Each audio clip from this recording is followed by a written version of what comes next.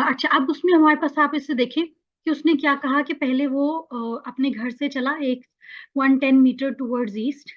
ठीक है, उसके बाद ये 110 मीटर चलने के बाद उसने राइट साइड पर लिया 40 metres, and then he again take right, और फिर उसके बाद 50 मीटर चला। 50 मीटर्स के बाद वो 120 मीटर्स तक चलता रहा। ठीक है ना, यानी कि अपने 150 मीटर्स के बाद अगर आप यहाँ देखो, after continuing to walk for 50 more meters, he turned right again. ठीक है, and kept walking for another 120 meters. अब बेसिकली वो राइट राइट लेता जा रहा है। ठीक है, तो 120 मीटर्स गया और उसके बाद एक बेंच पे बैठ गया। ठीक है, अब ये बेंच जो था ना वो उसके घर से कितना दूर है, अब ये हम इसकी एक तस्वीर बना लेते हैं। ठीक है, कि यहाँ से गया, यहाँ गया, राइट राइट लेके 120 मीटर गया, यहाँ पर आ गया। ठीक है, अब हमने क्या बताना है कि हमने बेसिकली इस जगह को बताना है। ठीक है, अब अगर आप इसको देखो तो आपके पास ये क्या है कि ये जो जगह है ये कितनी होगी, ये वही हमारा पाइथागोरस थ्योरम। ठीक है, लेकिन ये इधर से इधर 120 और इधर से इधर 110 है, तो हमें पहले यहाँ से यहाँ तक का लेना है। तो यहाँ से यहाँ ये 120 है, तो ये वाला जो हमारे पास क्या था, ये 40 था, तो ये हमने माइनस कर दिया, तो ये हमारे पास क्या आ जाएगा, 80 आ जाएगा। इसी तरह हमारे पास जो ये से ये है वो क्या है हमारे पास, आपके पास यहाँ से यहाँ जो था वो 110 है, लेकिन उसमें से अगर आप ये 50 माइनस कर देंगे 60 रहते। इन दोनों का स्क्वायर लीजिए तो जो आपका आंसर आ जाएगा वो इसके स्क्वायर के बराबर। ठीक है, एंड में फिर हम उसका स्क्वायर रूट ले लेंगे, तो हमें क्या पता चल जाएगा कि हमारे पास जो उसका आंसर है कि ये कितना मीटर था घर से दूर, 100 मीटर जो था वो हमारे पास था। ठीक हो गया, क्लियर हो गया ये क्वेश्चन बेटे। नेक्स्ट आ जाए।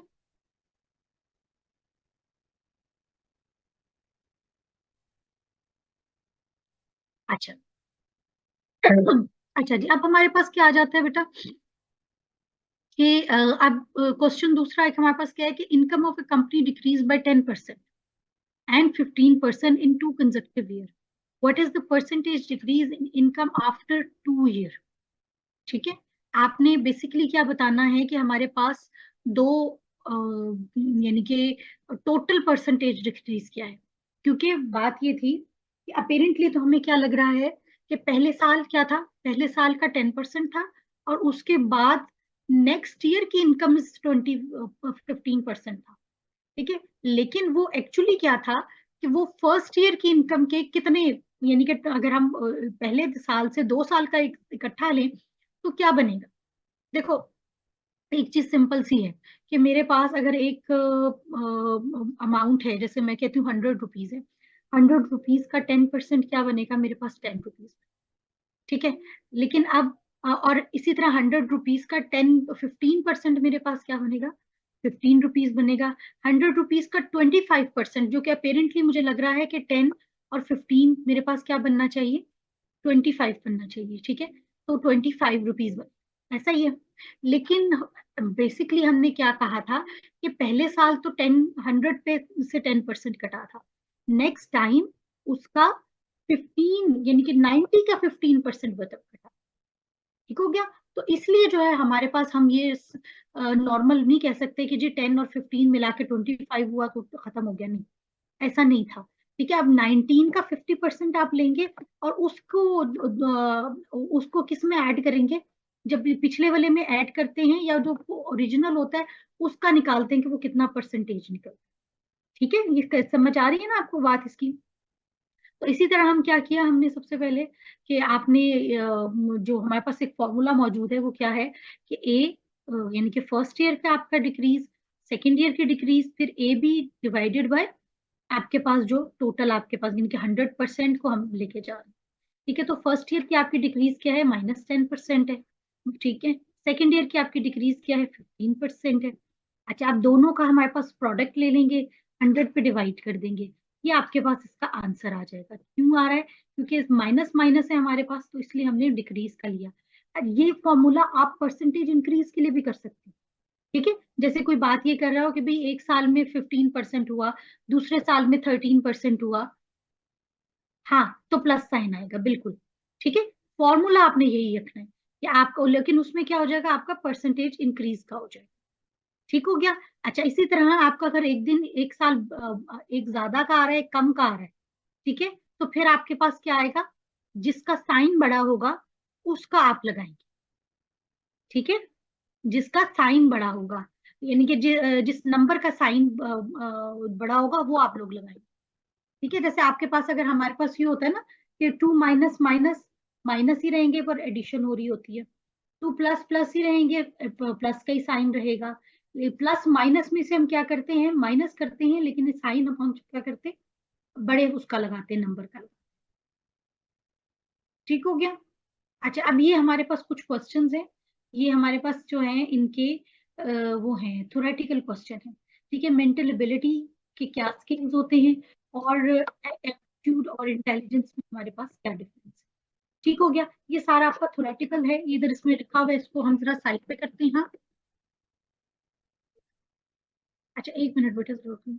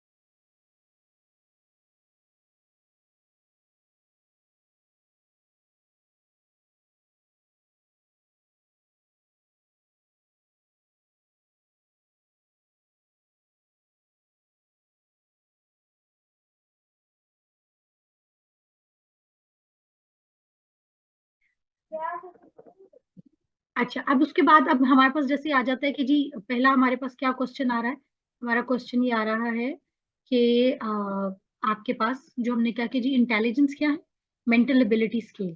तो मेंटल एबिलिटी हमारे पास क्या होती है, देखो हमारे पास क्या चीज है कि एबिलिटी का मतलब, मेंटल एबिलिटी का क्या मतलब है कि इंडिविजुअल्स एबिलिटी टू लर्न। ठीक है, अब हमारे पास जो यानी कि हम किस क्या कहेंगे कि भाई कोई बंदा कितना जहीन है। ठीक है, उस हम ये देखते हैं कि एक तो ये कि वो उसमें लर्निंग की एबिलिटी है, क्या वो इंस्ट्रक्शन, अब लर्न हम कैसे करते हैं, कोई या तो हमें बता रहा होता है या हम किसी को देख रहे होते हैं। ठीक है, तो वो हम दोनों तरीके से, कि या तो हम कॉम्प्रिहेंड कर सके इंस्ट्रक्शंस को और प्रॉब्लम को सॉल्व कर सके। ठीक है, तो किस एबिलिटी हम किसी भी शख्स की किस तरह मेजर करते हैं कि भाई इसकी एबिलिटी, इन लर्निंग की एबिलिटी क्या है कि वो इंस्ट्रक्शंस को अंडरस्टैंड कर सके, प्रॉब्लम सॉल्व कर सके। ठीक है, तो आपके स्केल्स जो कि हमारे पास, अच्छा अब ये हर किस्म की जो होती है ना एबिलिटी, जैसे लर्निंग डिफरेंट टाइप की होती है, कुछ लोगों को रास्ते बहुत अच्छे याद रहते हैं, कुछ लोग लैंग्वेजेस में बहुत अच्छे होते हैं, कुछ का मैथमेटिकल एप्टीट्यूड होता है, कुछ लोग हमारे पास ये होते हैं कि यानी कि हर एक की एक अपनी स्किल होती है। हाँ, आप ये देखो कि पहले हमारे पास क्या किया जाता है कि हम ये कहते हैं अच्छा कोई बच्चा अच्छे ग्रेड्स ले रहा है, इसका मतलब क्या है कि वो ज़हीन है। ठीक है, या ये कि वो उसमें कोई एबिलिटी है। लेकिन आप ये देखिए कि हर इंसान के अंदर कोई ना कोई एक टैलेंट होता है, और वो उस चीज में उसका लर्निंग ना जो बहुत ज्यादा तेज होती है। ठीक है, इसको हम क्या बोल रहे होते हैं कि उसका एप्टीट्यूड क्या है। ठीक हो गया, तो वो उसमें जो है ना वो अच्छे तरीके से फिर वो ज्यादा अच्छा स्किल उसकी होती है। तो हमारे पास क्या आ जाते हैं कि scales that evaluate specialised construct क्या है, लाइक लिंग्विस्टिक है, मैकेनिकल है, न्यूमेरिकल है, सोशल है, स्पेशल है। ठीक है, इससे हम क्या करते हैं, ये इससे इसके टेस्ट होते हैं जिनसे हम ये देखते हैं कि एक बंदे के अंदर इस चीज का क्या एप्टीट्यूड है। ठीक है, और उसके बाद जो है हमारे पास क्या होता है कि जो टोटल स्कोर होता है आपका, वो बेसिकली ये बताता है कि इस बंदे का ओवरऑल जो, जैसे हम ये बात करते हैं ना कि आईक्यू क्या है। ठीक हो गया। अच्छा, स्पेशलाइज्ड टैलेंट्स और the personal strengths are limitations are reflected in the aptitude. ठीक है, जो हमने कहा कि हाँ हो सकता है किसी का कोई मैकेनिकली यानी कि मशीन्स के साथ उसका बहुत अच्छा हो, कोई लोग होते हैं जो लैंग्वेजेस बहुत जल्दी लर्न करते हैं। ठीक है, कुछ लोगों का मैथ्स बहुत अच्छा होता है, तो इसको हम क्या कहते हैं, ये उनका एप्टीट्यूड होता है। तो एप्टीट्यूड क्या होते हैं, ये इनेट एबिलिटीज होती हैं, ये पर्टिकुलर एबिलिटीज होती हैं फॉर अकम्प्लिशिंग और learning things fast and readily. ठीक है। तो इनमें आपके पास क्या आ जाता है कि क्या क्या इसमें फैक्टर्स हो सकते हैं, जैसे आपके जेनेटिक्स हो सकते हैं। ठीक, जैसे musical and creative ability are two example of such abilities, के कुछ लोगों में नेचुरली ही होता है कि अक्सर आप देखें कि जो म्यूजिशियंस हैं या जो आर्टिस्ट हैं उनके बच्चों में ये चीज नेचुरली आती है। ठीक है। अच्छा, इसी तरह जबकि हम इंटेलिजेंस की बात करते हैं कि इंटेलिजेंस क्या होती है कि एक पर्सन की एबिलिटी, तो वो कितनी जल्दी कोई भी जो है वो नॉलेज को, कोई स्किल को, किसी भी चीज को लर्न कर। ठीक है। तो हम इसको इस तरह अगर लिखें कि इंटेलिजेंस क्या है हमारे पास, is individuals ability to acquire knowledge and comprehend to difficult circumstances, और एप्टीट्यूड क्या होता है, ability to apply that knowledge. ठीक है। For example, a person may be intellectual enough to learn about military, naval और एयरफोर्स, ठीक है, but may lack the ability to put such information into reality or in real life। ठीक है। फिर इसका क्या मतलब है कि वो उसका एप्टीट्यूड नहीं होगा। ठीक है। आप इंटेलिजेंट कह सकते हैं कि भाई ठीक है, ये बच्चा इंटेलिजेंट है, ये चीजों को याद भी कर रहा है, लर्न भी कर रहा है, क्विकली कर रहा है। लेकिन एप्टीट्यूड क्या होता है कि हम उन चीजों को फिर अपनी रियल लाइफ में उस पर अप्लाई कर सकें, यानी कि आप एक्सेल किस में करोगे, जिस चीज में आपका बेसिकली एप्टीट्यूड होता है। ठीक हो गया। अच्छा जी, अब हमारे पास दूसरी क्या चीज आ जाती है कि जो आपके इंटेलिजेंस को इफेक्ट करते हैं फैक्टर, जेनेटिक इन्फ्लुएंस ऑब्वियसली। कि जैसे आपके पास क्या है, हमारे पास जेनेटिक्स बहुत मैटर करती हैं। ठीक है। कि आपकी अगर जो है the intelligence trait runs in the family.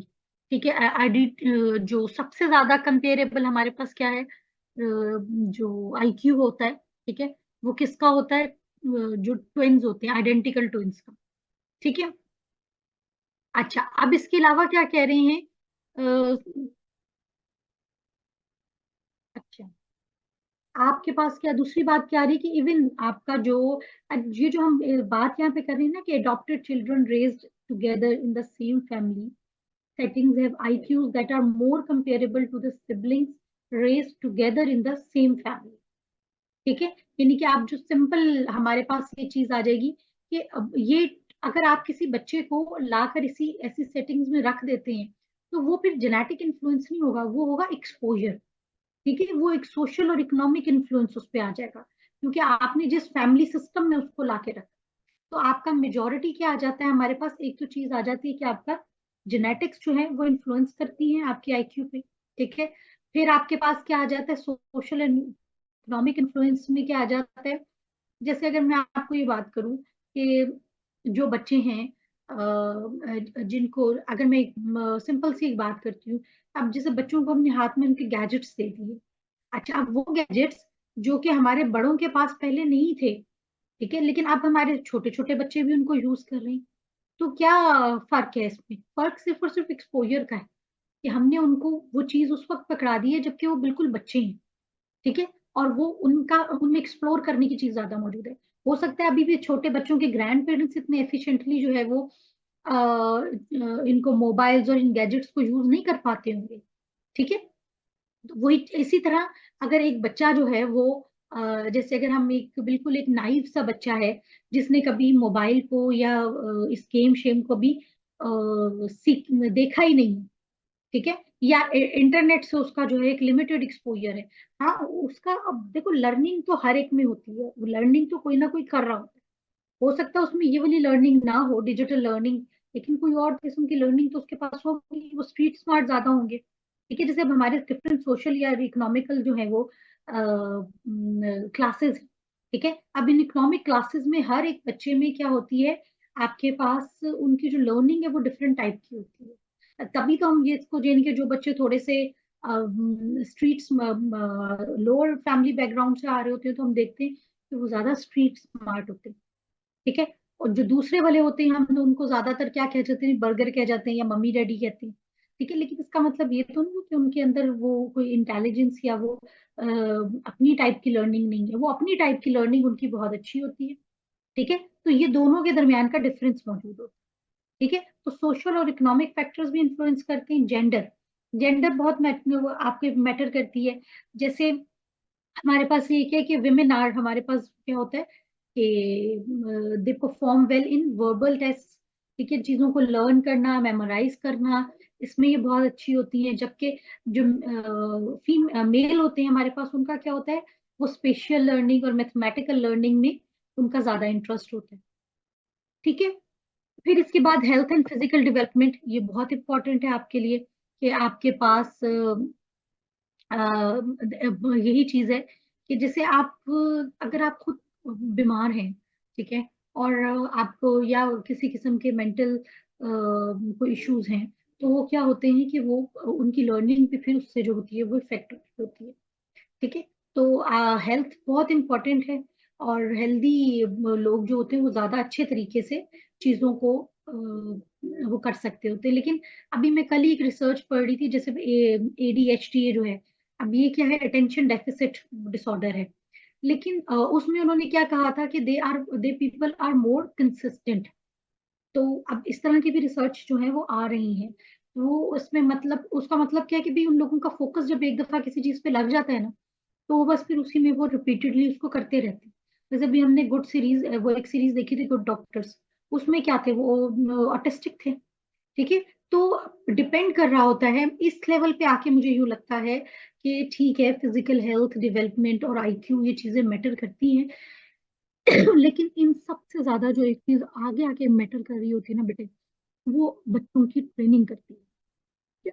और उनका एक्सपोजर करता है कि आपने एक्सपोजर क्या दिया एक बच्चे को, वो चीज बहुत ज्यादा मैटर करती है। इसी तरह आप ये इसमें आप देखें कि जो बच्चे हैं जिनके पास सहूलतें ज्यादा मौजूद होती हैं, उनके पास एक्सपोजर ज्यादा चीजों का होता है, उनकी लर्निंग अन वो क्या कहते हैं, एक हमारी होती है, इनकी एक तो चीज होती है ना डायरेक्ट लर्निंग, एक चीज होती है हमारी इनडायरेक्ट लर्निंग के, जो हम अपने पेरेंट्स को करता हुआ देख रहे होते हैं, जो हम अपने इर्द गिर्द वाले लोगों को करता देख रहे होते हैं।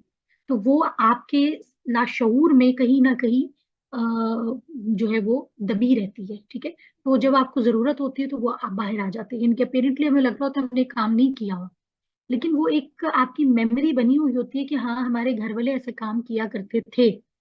ठीक है, तो वो फिर आपके पास निकल के सामने, डिपेंड किस पे कर रहा होता है कि वो आपके सामने काम हो रहा हो और आप उसको देख रहे हो।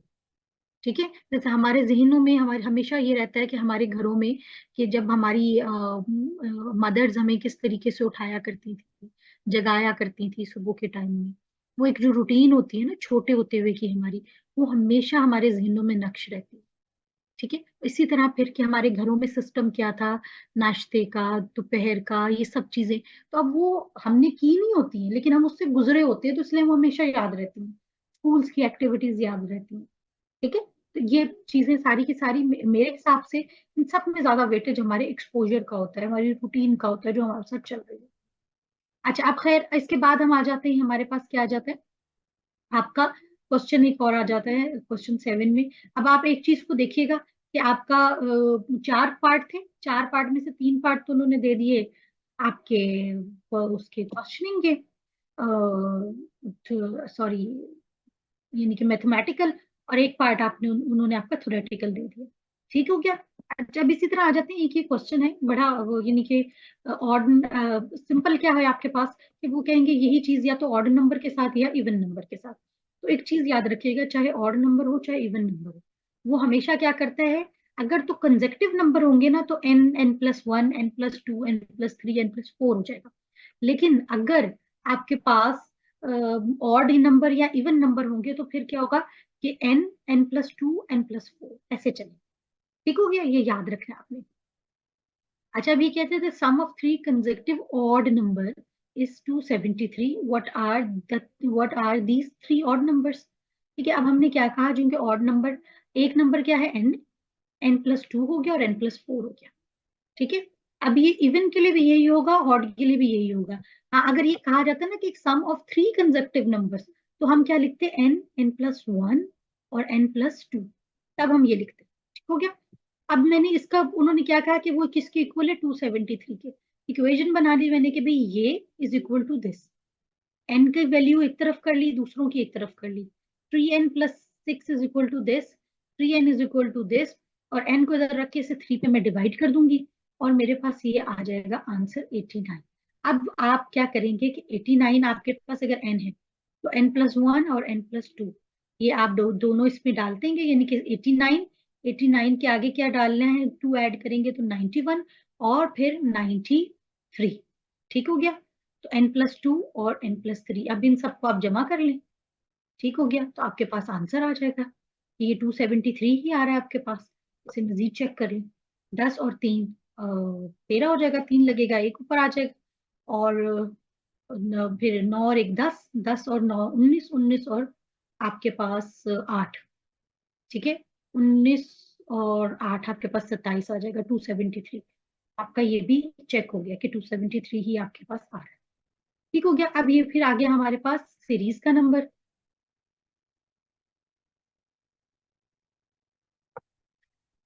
तो इस सबको ऐड करें। अच्छा बेटे बात सुनो, हमने क्या कहा था, ये तो मैंने वेरिफिकेशन किया ना कि ये 273 ही बन रहा है।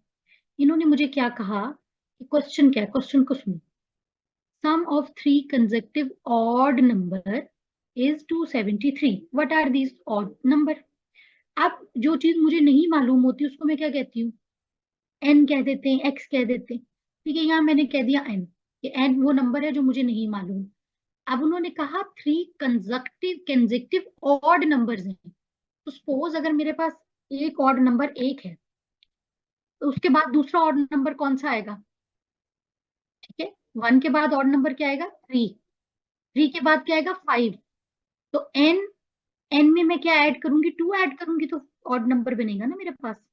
एन मैं रख लेती हूँ 1, तो पहला नंबर क्या हो जाएगा 1।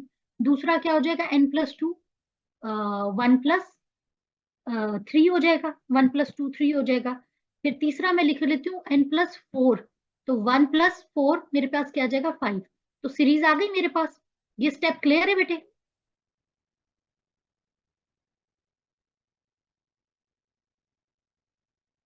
ठीक है, ये क्लियर हो गया कि अब ये, कि मैंने ये इक्वेशन कहाँ से ली।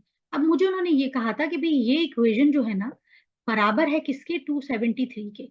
तो वो एन वो नंबर है मिसिंग जिसको मैंने फाइंड आउट करना है, कि जिसमें मैं एक दफा 2 ऐड करूंगी और एक दफा 4 ऐड करूंगी तो मुझे वो कंसेक्टिव 3 और नंबर्स मिल जाएंगे।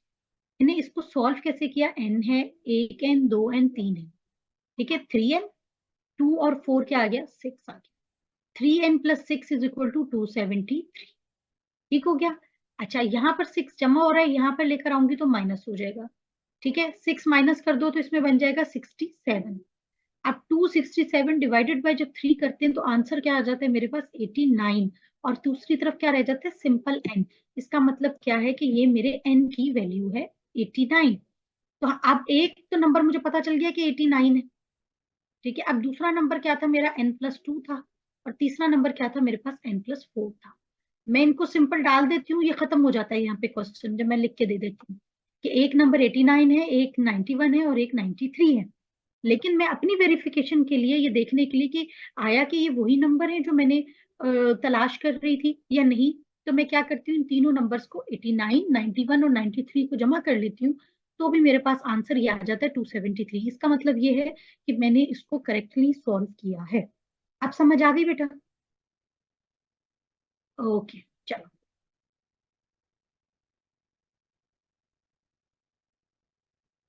अच्छा अब हमारे पास आ जाते हैं सीरीज का नंबर। ठीक है, अब मुझे सिर्फ और सिर्फ इसको, इस सीरीज को देख के बताओ, इस पे देख के कुछ अंदाजा हो रहा है कि ये क्या चल रहे हैं नंबर।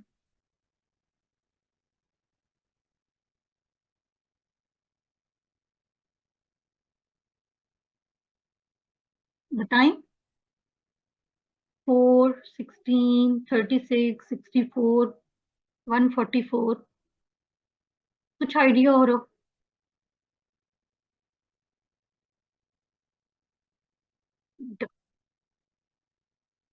बेसिकली अगर आप इसको गौर से देखो तो आपको ये नजर आ रहा है, नहीं, ये देखो 2।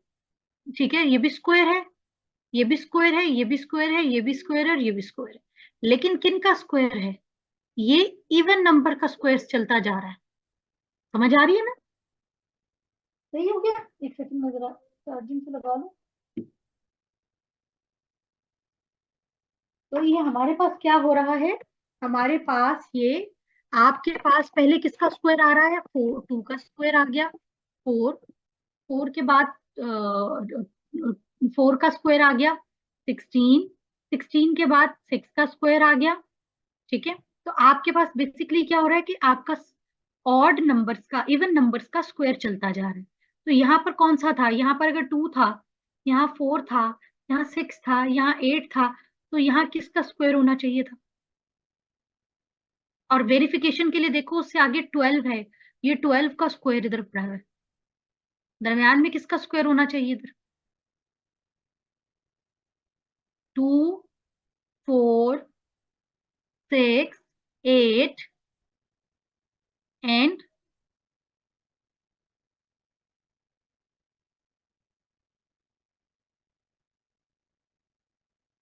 इवन नंबर, इवन नंबर देख नहीं रहे हो, 2, 4, 6, 8, 8 और 12 के दरमियान इवन नंबर कौन सा है बेटा,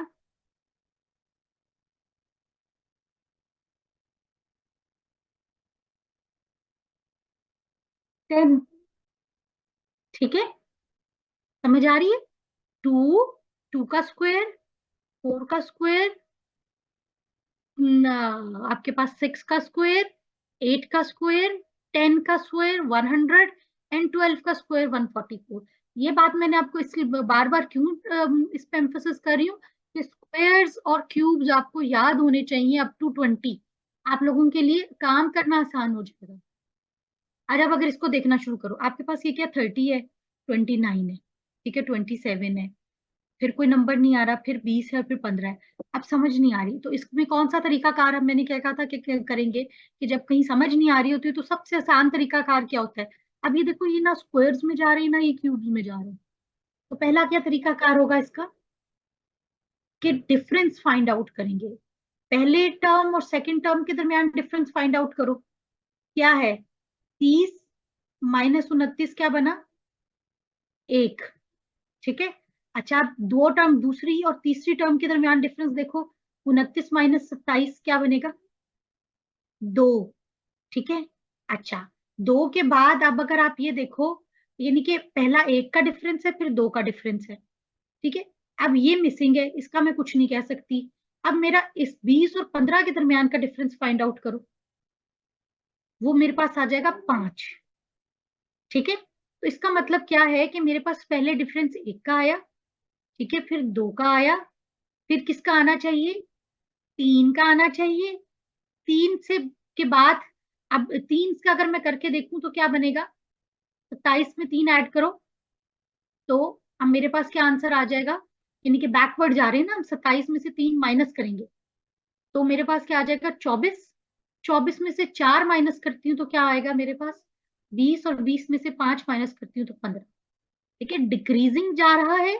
ठीक है, और लेकिन जहां हम उल्टी सीरीज में रहे हैं, लेकिन उसमें माइनस करने वाले नंबर को हम बढ़ाते जा रहे हैं। समझ आ गई, तो यहाँ पर मेरे पास क्या आएगा, 24। बहुत आसान है ये वाली भी।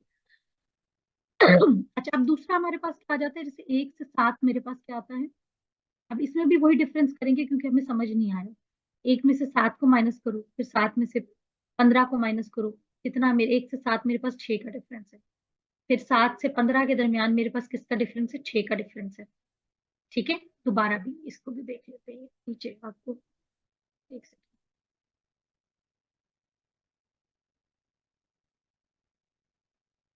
वो वाला जो हमारे पास है ये सोल्यूशन सॉल्व हुआ हुआ है, इसे आप देख लेंगे, 2 का स्क्वायर, 4 का स्क्वायर, 6 का स्क्वायर। ठीक है ना, इसी तरह ये वाला जो हमारा था कि दोनों के दरमियान के डिफरेंस को, 30 में से का एक डिफरेंस, इसका डिफरेंस, इसका डिफरेंस, सही है। फिर हमारे पास क्या आ गया, अब ये देखो, फर्स्ट टर्म 7 है, 7 और सेकंड है ये है, तो सेकंड में से फर्स्ट को माइनस किया 6। ठीक है, फिर थर्ड में से इसको माइनस किया 8। ठीक है, अब इसमें से इसको माइनस किया 10। ठीक है, तो अब हमारे पास बेसिकली आप अगर देखो तो बढ़ कैसे रहा है, 6 का एडिशन हुआ, फिर 8 का, फिर 10 का, तो अब कितने का एडिशन होना चाहिए, 12 का एडिशन होना चाहिए। ठीक है, 12 के एडिशन के बाद जो नेक्स्ट में डाल के मजीद वेरिफिकेशन के लिए देखें कि आपके पास 14 का एडिशन होना चाहिए, तो क्या 14 का एडिशन हो रहा है? वो आपका आंसर निकल है। यस, ठीक है ना। 2 का आपका 6, 8, 10, 12, 14। ठीक हो गया। अच्छा जी, अब इसके बाद ये जो ये वाली हमारी ये सीरीज दी हुई है, 2, 6, 0, 2, 6, 12, 20, 30। पहले कितने का एडिशन हुआ रहा है? बस 2 का। 2 के बाद 4 का, 4 के बाद 6 का। ठीक है, इसको देखो, 2, ठीक है, 2 के बाद 4, 4 के बाद 6, 6 के बाद 8, 8 के बाद 10, 10 के बाद 12। ठीक है, और 12 के बाद हमारे पास, आपके पास 12 का एडिशन हमारे पास करेंगे और हमारी लास्ट टर्म हो जाएगी। ठीक हो गया, ये भी बहुत इजी था। ओके जी, अब हमारे पास थोड़ी सी एक डिफरेंट आ गई है। इस डिफरेंट को अगर आप देखो, तो आपने क्या करना है, दोनों का डिफरेंस देखो दोनों। ठीक है, तो आपको क्या नजर आएगा कि ये बेसिकली इसका हाफ है। 48 और 24 क्या है? एक दूसरे का हाफ है। अच्छा, इस तरह 72 और 36 एक दूसरे का हाफ है। ठीक है, तो ए 108 से हमने कौन सा ऐसा नंबर लेना है कि जो बेसिकली इसका को डिवाइड कर दे 2 पे। ठीक है, या इसका हाफ कर दे। 4 का 8 का हाफ क्या होगा? 4, और 10 का क्या होगा? 5। तो 54 आपके पास इधर आंसर आ जाए। ठीक हो गया। अब आपको अंदाजा हो गया कि देखो, कल हमने कुछ सीरीज की, आज हमने सीरीज की, क्यूब्स हुए हैं, डिफरेंसेस हुए हैं, और एक अब हमारे पास क्या आई है? हमारी वो आ गई, रेशो आ गई। ठीक है, 2 की रेशो दोनों के दरमियान बनती जा रही है। ठीक हो गया। अब नेक्स्ट पे आ जाते हैं। हमारे पास इसी का सी पार्ट क्या है? हमारे पास जंबल अप वर्ड्स हैं। इनको आपने जंबल अप वर्ड्स को यूज करना है। ठीक हो गया, आप इसको आंसर निकाल लें। ठीक है, ये इसमें आपकी वोकेबलरी काम करेगी। अब इसका जो डी पार्ट है हमारे पास, बहुत आसान डी पार्ट है इसका भी। ये भी क्वेश्चन आते हैं, इसलिए मैं आपको कहूंगी इसको जरूर करना है बेटा। ये जिसमें भी जो चीज होती है ना, जैसे जो अननोन होती है, उसको हम क्या बोलते हैं? उसको हम बोलते हैं अलजेब्रा। ठीक है ना। तो सबसे पहले आपने जो भी ज्योमेट्री का होगा उसमें आपने तस्वीर बनानी है, और जो अलजेब्रा का होगा उसमें आपने क्या बनानी है? इक्वेशन बनानी है। ठीक है, अब इसमें इन्होंने क्या कि सारा की मदर क्या है? 6 टाइम्स ओल्ड है देन सारा। ठीक है, मदर्स एज क्या है हमारे पास? 6 टाइम्स ऑफ सारा। अच्छा, अब हमारे पास, अब इसको हम इक्वेशन बना लेते हैं। Mother's age is 6 of x, Sarah की एज, अब चलो पहले इसे पढ़ लेते हैं। Mother age is 6 time old than Sara, whereas her brother Ali is twice as old as Sara in 3 years। यानी कि अब 3 years के बाद उन्होंने क्या कहा है कि sum of their ages will be 72। How old are Sara and their mother now. हमने अभी सारा की एज और उसकी मदर की एज बतानी। तो जो चीज हमें हमें ये तो पता है कि सारा की मदर 6 टाइम्स है सारा से, लेकिन सारा नहीं है। अगर सारा की पता चल जाएगी तो सारा की मदर की भी पता चल जाएगी। तो एक्चुअल हमारे पास वेरिएबल जिसको कि मालूम नहीं है वो क्या है? वो है सारा। ठीक है, तो सारा की एज क्या है? हमारे पास एक्स है जो अननोन है। सारा की मदर की क्या है? 6x है, और सारा के भाई की क्या है? वो 2x। ठीक है, तो हम इसका मतलब क्या है? हमारे पास अभी इनकी एज क्या है? एक्स, 6x और 2x। अच्छा, अब 3 साल के बाद जो उन्होंने हमें ये कहा कि x+3, एक्स 6x, सारा की एज 3 साल बाद क्या होगी? x+3। सारा की मदर की एज क्या होगी? 6x+3। भाई की क्या हो जाएगी? 2x+3 हो जाएगी। ठीक है, उन्होंने कहा कि जब हम इन तीनों को जमा करेंगे तो वो किसके बराबर होगी? वो होगी 72 के बराबर। ठीक है, तो अब हम यही काम किया कि भाई सारा की एज, मदर की एज, अली की एज इज इक्वल टू 72। ठीक है, अब उसको अगर मैं देखूं तो क्या बनता है मेरे पास? एक्स 6x 7x, 7x और 2x 9x, और 3 3 3 9। मुझे ये पता चला कि 9x+9 इज इक्वल टू 72। अब मैंने यहाँ पर x, ये 9 जमा हो रहा है, यहाँ पे जाके माइनस हो जाएगा 63। 63 को 9 पे डिवाइड करेंगे तो मेरे पास क्या आ जाएगा? x की एज आ जाएगी। यानी कि राइट नाउ जो है हमारे पास, जो यानी कि वैल्यू ऑफ x क्या आ जाएगी? 7। ठीक है, तो सारा की एज इस वक्त क्या है? हमारे पास 7 है। और सारा की मॉम की एज क्या होगी हमारे पास? 6 × 7 42। और सारा के भाई की एज क्या हो जाएगी? 27। अब इन तीनों को आप जमा करके देख लें आप। ठीक है, और प्लस उसमें अगर आप 9 करेंगे तो वो एज आनी चाहिए 72, क्योंकि अब हमने तो सिर्फ और सिर्फ एक्स की वैल्यू फाइंड आउट की है, 9 की नहीं फाइंड आउट की है। ठीक हो गया। अगर जैसे अभी मैं इसको बात करती हूँ 42 और 14, ये मेरे पास क्या बन जाएगी, 6 और 7, 5। ठीक है, 56। 56 में 7 ऐड करते हैं हम, मेरे पास क्या बनता है 56। 56 में 7 ऐड करते हैं, 4 जाएगा तो 60 हो जाएगा। 60 में 3 और ऐड करेंगे, 63। ठीक है। और 63 में बेसिकली अभी इन तीनों की एज क्या है मिला के, वो 63। ठीक हो गया। और दूसरा हमारे पास क्या था कि अगर हम उस पर 9 साल, 3 साल बाद, तीनों की एज में 3 3 3 बढ़ जाएगा ना। ठीक है। तो 63 में फिर जब हम 9 ऐड करते हैं तो हमारे पास क्या आंसर आता है, 72। ठीक हो गया। तो अभी इन दोनों जो अभी एक्स एक्चुअली क्या है, राइट नाउ की एज। ओके हो गया, क्लियर है। नेक्स्ट पे आए।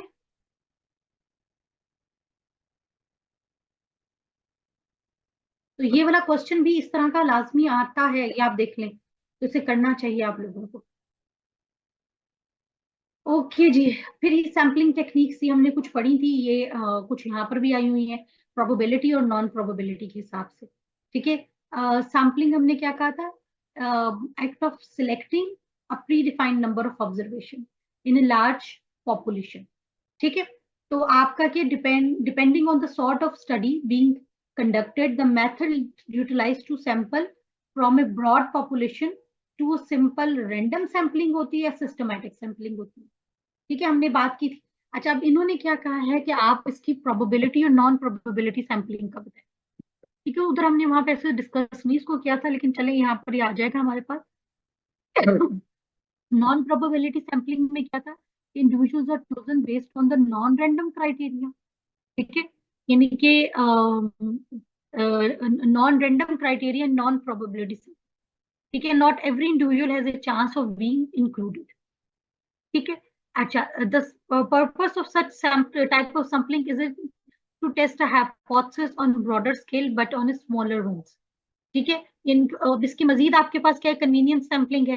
कन्वीनियंस के का मतलब ये है कि हमारे पास कि जो इजीली अवेलेबल हो। ठीक है। और जो इजीली अवेलेबल होगा उससे हम कर लें या किसी एक क्लास से कर लें, वॉलेंट्री। कि जब बजाय इसके कि हम यानी कि लिंक शेयर कर दिया लोगों को, और जो जिसके लिए इजी होगा वो कर दे, वॉलेंटरीली अपने आप को कर दे।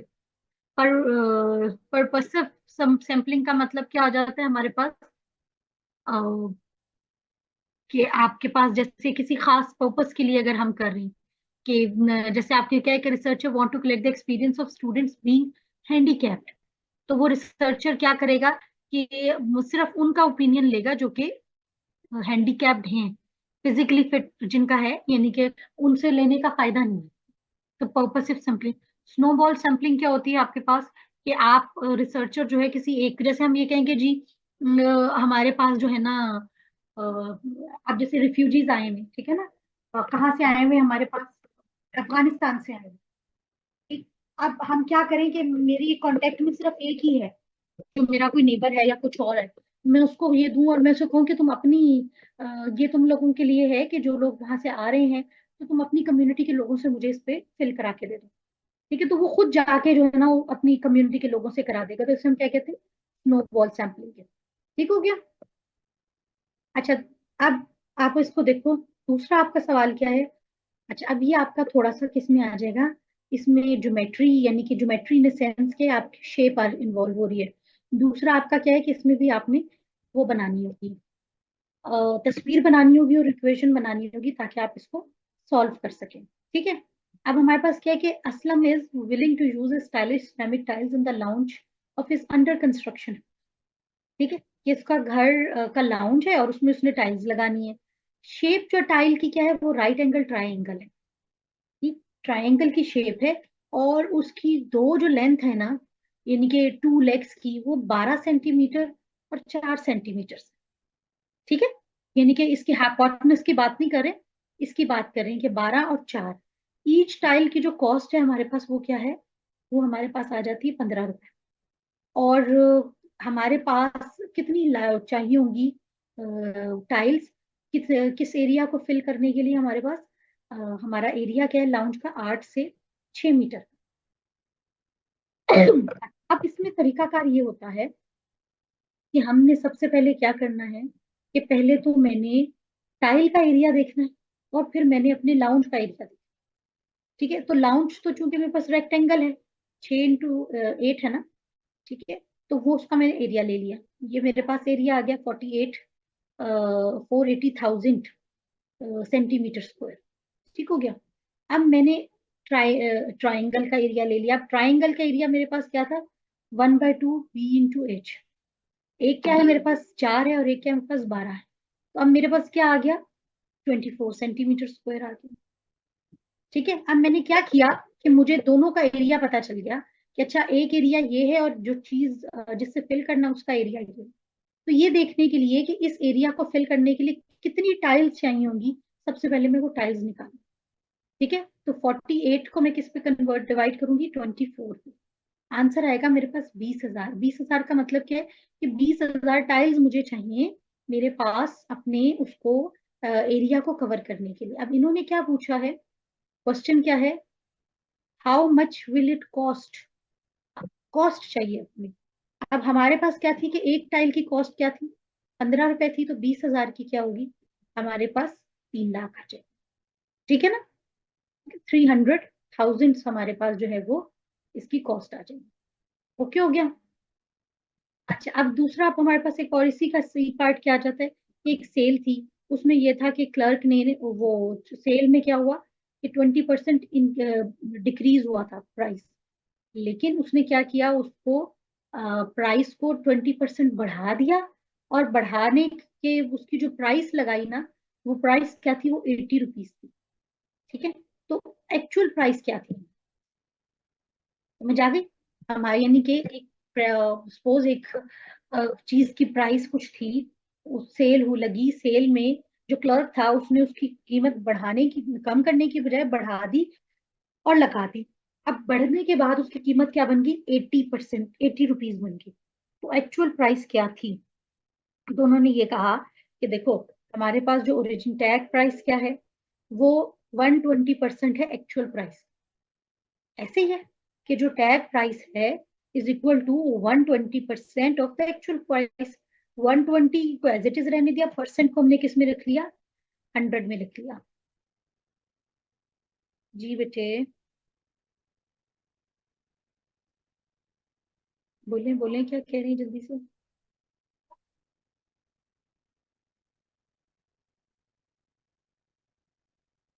किस क्वेश्चन का पूछ रहे हैं, सब्ट्रैक्ट या मल्टीप्लाई।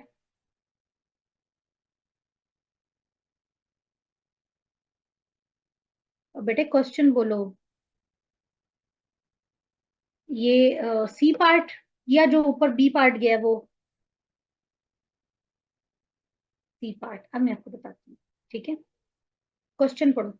मैंने लगा था कि मुझे पढ़ना नहीं चाहिए, टाइम बचा रही थी, खैर पर। During a sale a clerk was putting new price tag on each item. ठीक है, on one sweater he accidentally raised the price by 20% instead of lowering the price by 20%. ठीक है, इसमें आपको कुछ सिर्फ क्वेश्चन पढ़ना है। अब उसने क्या कहा है कि उसने बढ़ा दी 20%, जबकि उसको करनी क्या थी, कम करनी थी। ठीक है, तो इसका मतलब ये है कि लोअरिंग वाला तो मैं खत्म ही कर दूं ना फिर 5। मुझे जो अब याद रखने वाली चीज ये कि 20% इंक्रीज कर दी। ठीक है ना, as a result the price on the tag was 80 too high. ठीक है ना, यानी कि अब आपके पास एक्चुअल जो आपकी प्राइस लगी हुई है वो क्या है, वो 80 है, जो कि ऑब्वियसली हाई है। तो ओरिजिनल प्राइस क्या थी स्वेटर की। ठीक है, अब इन्होंने ये कहा कि ओरिजिनली प्राइस क्या थी आपके पास। उसका फॉर्मूला उन्होंने क्या दिया कि उन्होंने क्या सिंपल ये किया कि भाई टैग प्राइस की अब की प्राइस क्या है, इज इक्वल टू। अच्छा, अब ये देखो कि हमारे पास जो एक्चुअल प्राइस थी वो क्या थी, वो एक्चुअली 100% थी। लेकिन जो अब हमारे पास क्या है कि tag price is equal to 120% of actual price. ठीक है, अगर आपको याद हो तो हमने कल जो काम किया था, हमने क्या किया था कि जिस जो परसेंटेज लेनी होती है ना, जैसे मुझे ये कहा जाए कि क्या है, 8% ऑफ 500। ठीक है, तो उसका क्या तरीका कार था, मैंने आप लोगों को कल भी बताया था। 8%,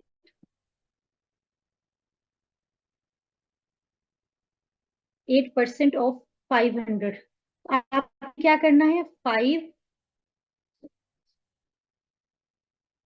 500 मल्टीप्लाइड बाय 8 डिवाइड बाय 40। ठीक है, आपके पास क्या आया है, आंसर क्या आएगा, 40। डिवीजन का हमेशा यही, सॉरी, आपका परसेंटेज का हमेशा ये असूल होता है। फुल जो भी आपके पास नंबर आ रहा था उससे मल्टीप्लाई कर दो, आपकी जो परसेंटेज में चीज आ रही है उसे डिवाइड कर दो 100। ठीक है, सही। अब इसमें भी हमने क्या किया, कि मेरे पास क्या चीज मौजूद थी, कि भाई एक्चुअली जो 80 रुपीज है वो क्या है, 120% ऑफ एक्चुअल प्राइस है, विच इज अननोन। जो चीज अननोन है उससे मैंने क्या किया, मैंने इस पे एक्स किया।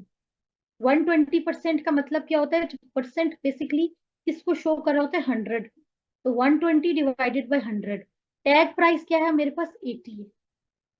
ठीक है, तो बेसिकली मैंने 80 का वो परसेंटेज निकालना था, कि 80 तो खुद 120% के बराबर है। ठीक है, तो मैंने फिर क्या करना था, कि मैंने वो प्राइस निकालनी थी कि जिसके ऊपर 20% ऐड हुआ है, तो वो 80 बन गया। ठीक है, तो मैंने सिंपल फॉर्मूला रखा है, अगर इसको उसी को पढ़ो, कि tag price is equal to 120% of actual price. ये बात समझ में आ रही है? ठीक है, कि tag price is equal to 120% of actual price. Actual price unknown थी, उसे मैंने एक्स कर दिया। टैग प्राइस क्या थी मेरे पास, 120 डिवाइडेड बाय, ये परसेंटेज को हटा के 100 कर दूंगी, और टैग प्राइस रह जाएगी मेरे पास 80। अब मैं क्या करूंगी, कि 120 जीरो जीरो से कट जाएगा, 80 जब इधर जाएगा ये क्या बन जाएगा, 800 बन जाएगा। ठीक है, 800 यानी कि यहाँ पे डिवाइड हो रहा है, यहाँ मल्टीप्लाई होगा, 800 हो जाएगा। 800 को मैं डिवाइड करूंगी किस पे, ये यहाँ पर चूंकि मल्टीप्लाई हो रहा है, यहाँ जाके क्या हो जाएगा, डिवाइड हो जाएगा। ठीक है, तो 800 डिवाइडेड बाय 12 कर लेते हैं।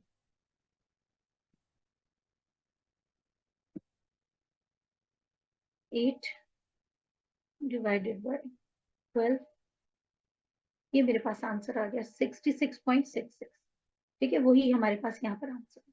वो किसका इक्वल है, एक्स का। तो एक्चुअली हमारे पास जो प्राइस थी वो क्या थी, वो 67 रुपीज, जो कि बढ़ने के बाद कितनी बन गई, 80 रुपीज बन गई।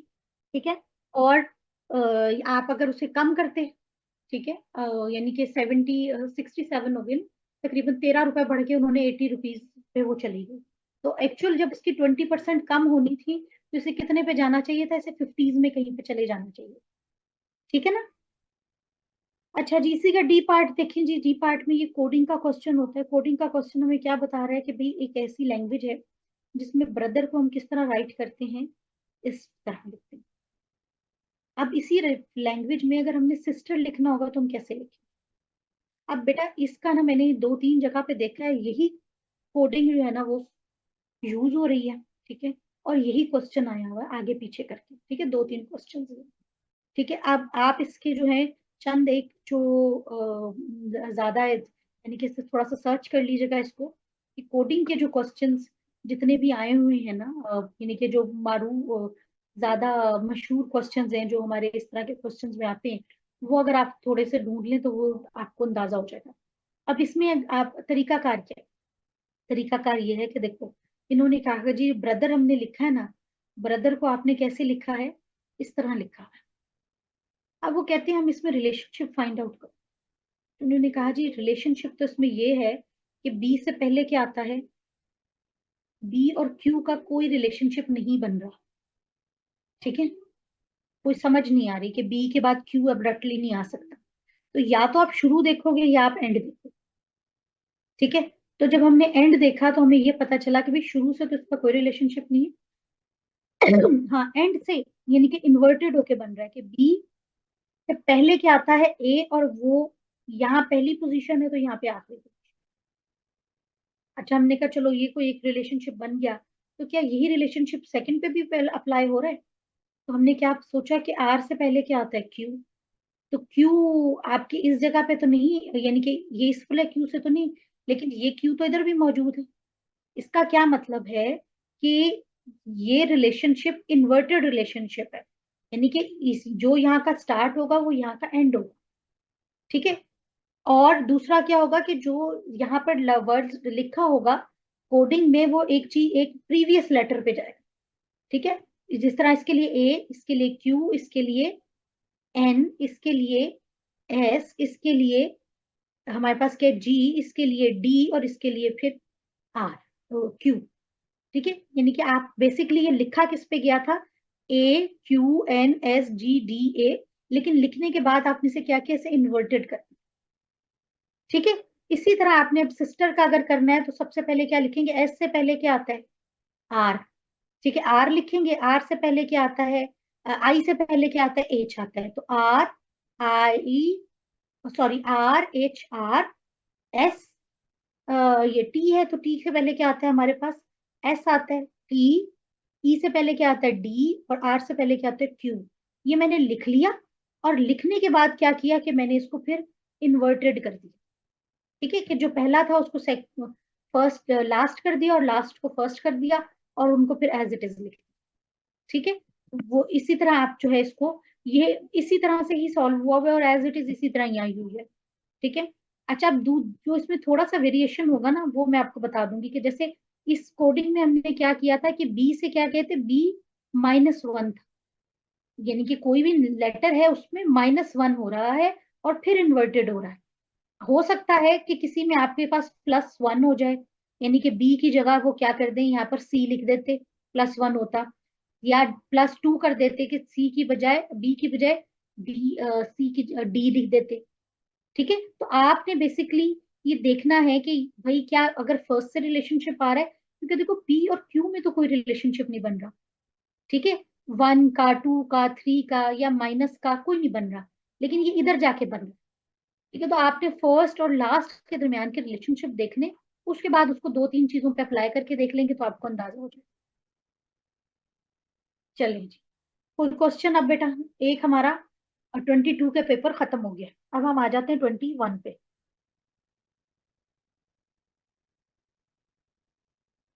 क्लियर है ये आप लोगों को?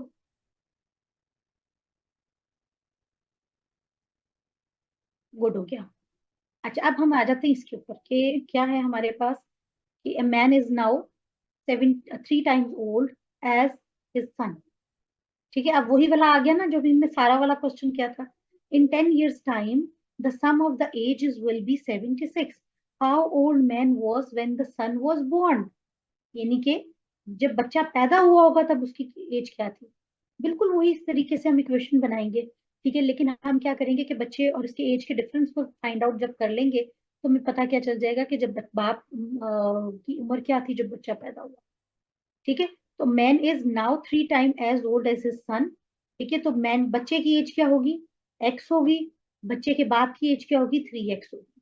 10 years में हम क्या करेंगे कि बच्चे की एज में भी एक्स 10 बढ़ा देंगे और बाप की एज में भी बढ़ा देंगे। ठीक है। और उसका सम क्या लिखेंगे, 76 लिखेंगे। ठीक है। सन की एज क्या है, एक्स।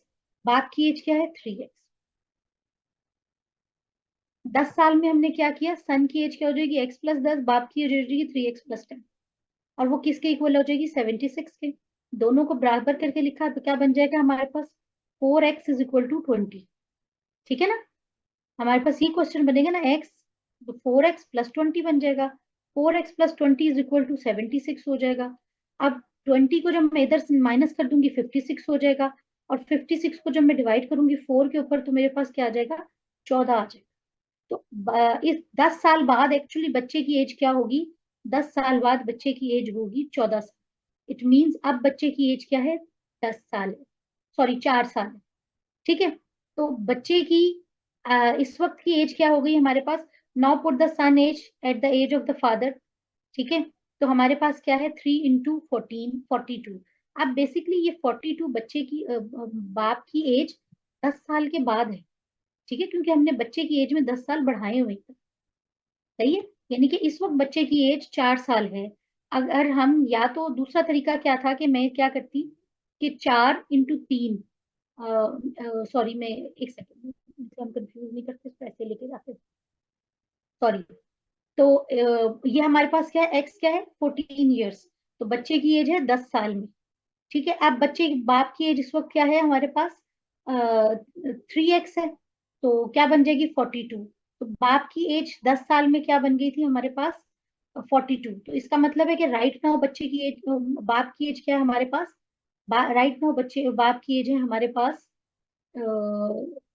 30, नहीं 30 नहीं, age of the father when his, वो बच्चा, अच्छा ये इसको वैसे लेकर जा रहे हैं क्योंकि अभी भी ये भी तो बाप की एज कब है, जो 10 साल बाद है, तो दोनों बराबर तो हो गए ना, कि 10 साल बाद इसकी एज क्या है, 10 साल बाद पहले इसकी एज क्या है, दोनों की 10 साल बाद एज क्या होगी, 14 और 42। ठीक है, तो अब आप अगर आप 42 में से 14 को माइनस कर देते हैं तो ये क्या बन जाता है हमारे पास, 28 साल बन जाता है। 28 साल हमारे पास क्या आ जाते हैं, कि जब बच्चा पैदा हुआ था तो बाप की एज क्या थी, 28 ईयर्स थी। अच्छा, अब अगर हम इसको वैसे लेके चलते कि बच्चे की एज इस वक्त क्या आ रही थी, जैसे 4 साल आ रही थी। ठीक है, तो 4 साल से और बाप की एज क्या आ रही थी हमारे पास, बाप की एज 3x, तो 4, तो टेक्निकली तो उसको भी 4 और 3, 12 पे चले जाए, 12 हो जाना चाहिए थी, विच इज नॉट पॉसिबल, तो उसको चलेंगे, उसको छोड़ते हैं। चलें, आप इस सिर्फ इसको इसी तरीके से लेके पे चले कि हमारे पास क्या था, कि एक्स की एज, एक्स क्या थी हमारे पास, 56 आया था, 14 आया था। ठीक है, तो आप दूसरा आपके पास क्या था, आपने जब उसको निकाला तो 42 - 14, नहीं बेटे ये 10 साल के टाइम में एज नहीं है बच्चे की। ठीक है, ये गलत हो रहा है इस तरीके से, ये यहाँ से हम इसको निकालते हैं क्योंकि एक्स है ना, एक्स का मतलब क्या है, अभी की एज, तो इसको तो हमने माइनस कर दिया टोटल में से, तो ये यहाँ से गलत है ये चीज, इसको हम यहाँ से नहीं रख सकते। सही है, कि एक्स की एज क्या 14 के, इस वक्त बच्चे की एज क्या है 14 है। ठीक हो गया, और आपकी एज क्या होगी फिर इस वक्त, बेसिकली 14 × 34 42, राइट नाउ बाप की एज होगी। ठीक हो गया, अच्छा, अब हमारे पास क्या आ जाएगी, अब 14 और 42 को अगर जमा करो तो हमारे पास क्या बनती है, 56 बनता है, और ये वही, या अब अगर हम इनमें 10 ऐड करेंगे 20, तो फिर हमारे पास 76 बने। तो राइट नाउ बच्चे की एज क्या है, 14 है, और बाप की एज क्या थी हमारे पास, जो है, सॉरी ये हमारे पास क्या थी, बाप की एज, वो जब बच्चा पैदा हुआ था तो 28 ईयर्स। ठीक है,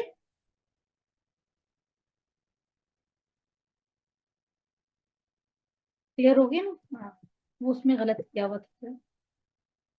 अच्छा जी, अब आ जाते हैं हमारे पास कि भाई 20 सेंटीमीटर का जो है ना टाइल है, और एक फुटपाथ है जो कि 1 मीटर वाइड है, और एक ग्रासी प्लॉट के बाहर वो बना हुआ है जो कि कितना है, 24 मीटर लॉन्ग है और 14 मीटर ब्रॉड है। अच्छा, आप देखो, अब सबसे पहले हमने क्या किया, कि भाई हमारे पास क्या है, कि एक प्लॉट है जो 24 मीटर का है और 14 मीटर का है। ठीक है, उसके गिर्द एक 1 मीटर चौड़ा हमने क्या बनाना है, पाथ बनाना है, और उसके ऊपर हमने क्या लगानी है, टाइल्स लगानी है। टाइल्स लगाने के लिए हम क्या करेंगे, अब ये थोड़ा सा टेक्निकल है। ठीक है, जो टाइल्स हम लगा रहे हैं उसमें टाइल की का एरिया क्या है हमारे पास, वो 20 सेंटीमीटर की है। तो कितनी टाइल्स चाहिए होंगी इस एरिया को कवर करने। अब इसमें ना देखो, अगर आप तस्वीर नहीं बनाओगे तो आपको समझ नहीं। ठीक है, आपके पास 24 सेंटीमीटर और 14 सेंटीमीटर। ठीक है, एक ये हो गया एरिया आपके पास। दूसरा एरिया आपके पास क्या आएगा, जो इधर से बढ़ के बनेगा और जो इधर से बढ़ के बनेगा। ठीक है, अब अगर इसको देखो कि ये टोटल एरिया है, उसमें से मैं ये एरिया माइनस कर दूं तो मेरे पास ये एरिया बचेगा।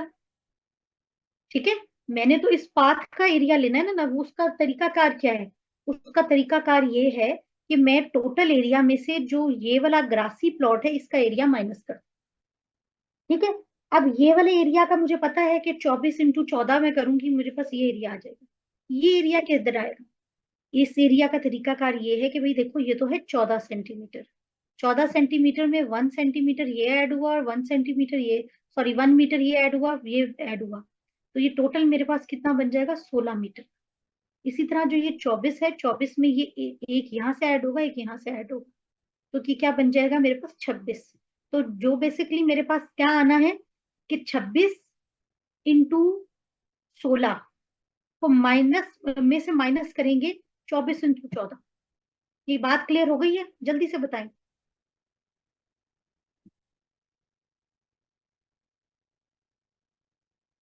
नो। अच्छा, अच्छा देखो बेटा मेरी बात सुनो। हमें उसने कहा है कि मैंने एक ये ग्रासी प्लॉट था, ग्रासी प्लॉट के गिर्द ना मैंने टाइल्स लगानी थी, एक रास्ता बनाना था, ठीक है, जैसे वॉकिंग ट्रैक बनाना था। जो वॉकिंग ट्रैक है ना वो 1 मीटर चौड़ा है, यहाँ से भी चौड़ा है, यहाँ से भी चौड़ा है, यहाँ से भी, यहाँ से भी, यानी कि 1 मीटर का चौड़ा था जो चारों तरफ से था। अब मुझे जो मैंने टाइल इस पे लगानी है ना, उस टाइल की जो एरिया है ना वो 20 सेंटीमीटर, ठीक है। अब कितनी टाइल्स चाहिए मुझे इसको कवर करने के लिए, ठीक है। अब देख, मैं इस तरीके से तो नहीं ना नाप सकती, इधर से ले लूं, इधर से ले लूं, इधर से ले लूं, इधर से ले लूं, ये तो बहुत कॉम्प्लिकेटेड हो जाए। तो इसका तरीकाकार ये है कि मैं क्या करूं कि मैं ये देखूं कि इस पूरे प्लॉट का, यानी कि मैं ये कंसीडर करूं कि भाई ये पूरा प्लॉट एक प्लॉट है, उसमें से मैंने एरिया चाहे ये वाला कवर, ठीक है। ये पूरा प्लॉट आप ये देखो ना, ये पूरे का पूरा जो है ये प्लॉट है ना, सपोज ये मैंने इसे पूरे को फिल करना होता, ठीक है। लेकिन ये दरमियान में ग्रासी को अगर मैं माइनस कर दूं तो क्या मेरे पास सिर्फ इस आउटसाइड वाले प्लॉट की आ नहीं जाती एरिया। एरिया मेरे पास होता क्या है, लंबाई जरब चौड़ाई, आ गई समझ। यही बात कि ये मेरे पास क्या है, लंबाई जरब चौड़ाई। तो अगर मैं इस पूरे प्लॉट की लंबाई जरब चौड़ाई ले लूं और उसमें से फिर ये अंदर वाले प्लॉट की माइनस कर दूं, तो मेरे पास जो आउटसाइड वाला जो है एरिया वो रह जाता, ठीक है। इसलिए मैंने आपसे कहा था कि ज्योमेट्री वाले सवाल में तस्वीर जरूर बना, आपको अंदाजा हो जाएगा। अब अंदर वाले की तो 14 24 है। अब यहाँ पर भी मुझे कैसे पता चलेगा बाहर वाला जो प्लॉट है ओवरऑल उसका क्या एरिया है। भाई देखो 24 में यहाँ से भी एक मिला था, ये ऊपर वाला, और यहाँ से भी एक हुआ था, तो 24 क्या बन जाएगा, 26। और जो यहाँ वाला है मेरे पास 14 था, 14 में यहाँ से भी एक ऐड हुआ था, यहाँ से भी, तो ये क्या बन जाएगा, 16, ठीक है। तो अब हम क्या करेंगे, एरियाज फाइंड आउट करेंगे। 24 और 14 का एरिया लिया, 336 बना। दूसरा 26 और 16 का लिया, वो 416 बना। अब 416 में से 336 को मैं कर दूंगी माइनस, ठीक है। तो मुझे पता चला 80 मीटर, कि जो मेरा फुटपाथ है ना साइड का, वॉकिंग ट्रैक है, वो तो एक्चुअली 80 मीटर का है उसका एरिया। तो अब उसमें कितनी टाइल्स लगेंगी, तो इस मेरे पास जो टाइल्स हैं उनका क्या है मेरे पास, अच्छा ये मीटर था जबकि वो सेंटीमीटर में था, तो 80 को हम किस में कन्वर्ट करेंगे, सेंटीमीटर्स में लेके जाएंगे, मीटर स्क्वायर को सेंटीमीटर स्क्वायर में लेके जाएंगे, ठीक है। तो वो 1 मीटर इज किसके इक्वल आ जाता है, 10,000 सेंटीमीटर के। तो 80 को मैं जब 10,000 से करूंगी तो वो क्या बन जाएगा मेरे पास, 800,000, ठीक है। क्योंकि वन हम इसमें सेंटीमीटर स्क्वायर में करें, छोटी टॉयल टाइल्स है। अब क्या करेंगे कि मैं अपनी इसको कन्वर्ट कर दूंगी किसमें, 800,000 को डिवाइड कर दूंगी 20 पे, ठीक है। तो 800,000 को जब मैं 20 पे डिवाइड करूंगी तो सिंपल क्या है, ये जीरो इस जीरो से कट जाएगा, टू जो है वो 8 को काट के 4 हो जाएगा, बाकी जीरो एट आ जाएंगे, तो क्या बन जाएगा, 40,000। तो मुझे तकरीबन 40,000 टाइल्स चाहिए होंगी इस एरिया को कवर करने के लिए। क्लियर हो गया बेटे, जल्दी बता दो, जल्दी जल्दी, गुड हो गया। अच्छा अब और हमारे पास आ जाता है इसका सी पार्ट, वो हमारे पास क्या है कि मिस्टर फहीम ने डिनर था पे गए अपनी फैमिली के साथ, ठीक है। उन्हें 10% डिस्काउंट ऑफर हुआ। अच्छा जो मार्केट प्राइस थी फूड की वो क्या थी, इनके जो उन्होंने ऑर्डर किया था वो 15% थी। Given that there were services charges of 10% and GST 17%, calculate the total amount of money he has to pay, ठीक है। अब हमने ये देखना है कि इन्होंने डिस्काउंट फूड पर दिया है या हमारी टोटल वैल्यू पे दिया, यानी कि डिस्का आपका चार्जेस भी और जीएसटी भी, ठीक है, सर्विस चार्जेस। अच्छा, अब उसमें हमने सबसे पहले क्या किया जी, टोटल प्राइस हमारी क्या थी, जिस पे हमारे पास डिस्काउंट था, कि आपके पास क्या है, डिस्काउंट रेट क्या था, लिस्ट प्राइस क्या थी, 15,000 थी, तो उस पर डिस्काउंट क्या था हमारे पास, 10%। ठीक है, तो 10% का मैंने आपको हमेशा बताया कि 10 ऊपर और नीचे 1000%, को 1000 से इसको आप क्या करेंगे कि आपका जीरो जो है वो कटेंगे। ठीक है, एक जीरो इससे कट जाएगा और एक जीरो आपका इससे कट जाएगा, तो पीछे रह जाएगा 1500। ठीक है, तो टोटल प्राइस आफ्टर डिस्काउंट आपके पास जो थी ना, वो क्या थी, 15,000 में से आपने 1500 निकाल देने, 1350। ठीक है, सर्विस चार्जेस आपके पास क्या है इसमें, बेसिकली उन्होंने क्या किया, जो फूड की मार्केट प्राइस क्या है, फूड की मार्केट प्राइस पे आपको डिस्काउंट मिला, आपके सर्विस चार्जेस और टैक्स पे आपको डिस्काउंट नहीं मिला। ठीक है, अब आपकी जो एक्चुअल प्राइस निकली वो तो 13, आपको इनके खाना कितने का पड़ा, 13,500 का था, लेकिन इसके ऊपर आपने एड अप क्या करनी है, सर्विस चार्जेस और जीएसटी। ठीक है, तो आप 13,500 पे आपने 10% जब निकाला वो 1350 बना, और फिर 13,500 पे 17% जब हम निकालेंगे वो 2,295 बना। इन सारी वैल्यूज को 13,500, 1350 और 2,295 इन सबको मिलाएंगे, तो ये फाइनल बिल होगा दैट ही हैज टू पे फॉर आफ्टर ऑल द एडप्स। ठीक है ना, ये इसकी एक्चुअल प्राइस थी, ये जो था उसका वो सर्विस चार्जेस थे, और ये उसका जीएसटी था। ठीक है, यानी कि वो एक सिर्फ और सिर्फ धोखा होता है 15% वाला, जो बाकी आपके होते हैं जीएसटी और सर्विस चार्जेस, वो एक्चुअली उतने की उतनी पड़ रही। ठीक हो गया ना, चलें जी, कोई क्लियर है ये वाला क्वेश्चन, आगे आ जाए।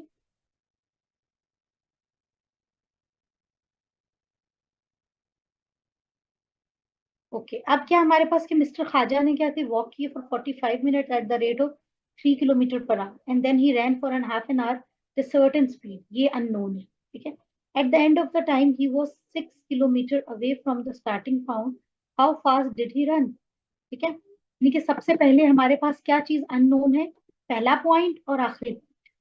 लेकिन जो चीज अननोन नहीं है वो दरमियान का पॉइंट है, जिसमें वो एक अनसर्टेन स्पीड या सर्टेन स्पीड के साथ जिसमें वो भागी।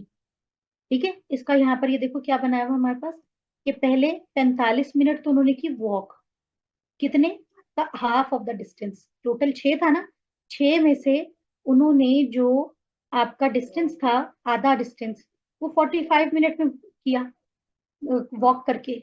जो बाकी डिस्टेंस था ना, 6 किलोमीटर का, 3 किलोमीटर का, वो उन्होंने किसी सर्टेन स्पीड के साथ भाग के किया।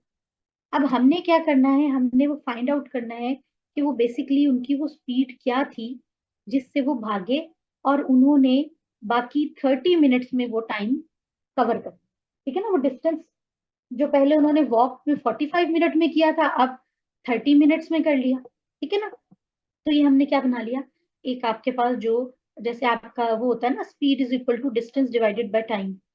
ठीक है, ये आपका फॉर्मूला है ना डिस्टेंस का, distance is equal to speed divided by time, या speed is equal to distance divided by time.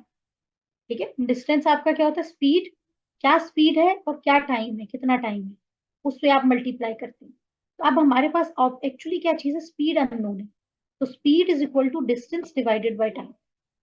ठीक है, तो अब हमने क्या करना है कि इसमें आपकी पहली वाली स्पीड क्या है, हमारे पास डी है, और स्पीड, सॉरी, डिस्टेंस अननोन है, कितना हमारे पास था फर्स्ट जर्नी, डी, और दूसरा क्या था आपका, 3 किलोमीटर पर आवर और 45 मिनट्स। ठीक है, दूसरा आपका जर्नी क्या था कि डी से आगे 6, और दूसरा आपके पास क्या, स्पीड अननोन है और आधा टाइम है। चलो अब हम इसको सॉल्व कर लिया, हम इसको ये करते हैं कि he walk 45 minute at the speed of 3 kilometre per hour. ये बेसिकली आपके पास क्या थी, आपके पास इसकी स्पीड थी। ठीक है ना, तो हमने स्पीड यहाँ पर लिख दी। ठीक है, दूसरी स्पीड अननोन है, फर्स्ट डिस्टेंस कितना किया वी डोंट नो।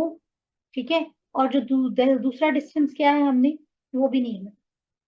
ठीक है, ये तीन चीजें सिर्फ हमें पता है, कि फर्स्ट स्पीड ये थी, second speed we don't know, first time ये था, सेकंड टाइम ये, ठीक है। और एट द एंड जो था ना, डिस्टेंस पहले अननोन था, और जो लास्ट डिस्टेंस था वो हमारे पास क्या था, आपका D+6, यानी कि 6 किलोमीटर हो गए।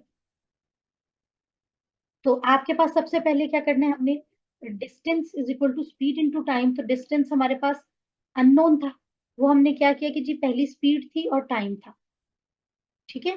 तो वो आपके पास क्या था, 0.7 आवर्स, 5 आवर्स कर लो 45 मिनट्स को, ठीक है। या आपके पास यानी कि 75% ऑफ आवर होता है ना, तो वही काम इन्होंने इधर किया कि 3 किलोमीटर को आपने 0.75 आवर्स से जब मल्टीप्लाई किया, तो ये आपका आंसर आ गया कि 2.25 किलोमीटर्स। बेसिकली उन्होंने फर्स्ट डिस्टेंस कितना किया था, 2.25 किलोमीटर्स। अब आप इसको 6 में से क्या कर देंगे, माइनस कर देंगे, ठीक है। तो आपके पास क्या बन जाएगा, अच्छा इन्होंने इधर से इसको कन्वर्ट भी किया हो, 45 को डिवाइड किया 60 से, तो आपका 75 आवर। अच्छा जी, सो द फर्स्ट 50 मिनट्स उन्होंने कितना कवर किया था, 2.25 किलोमीटर्स, ठीक है। अब बाकी क्या क्या करना था, बाकी उन्होंने कवर 6 में से माइनस कर दो, तो आपके पास ये वाला जो डिस्टेंस है जो उन्होंने कवर किया है नेक्स्ट 30 सेकेंड्स में, सॉरी 30 मिनट्स में, तो आपके पास क्या था, 5 यानी कि आधा घंटा था, 0.5 आवर्स थे। अब आपके पास क्या चीज मौजूद है, आपके पास डिस्टेंस भी मौजूद है, आपके पास टाइम भी मौजूद है। अब आपको क्या मालूम करनी है, स्पीड मालूम करनी है। तो नेक्स्ट टाइम उसकी स्पीड क्या थी, 7.5 किलोमीटर पर आवर। बोले जी, क्लियर हो गया ये वाला बात?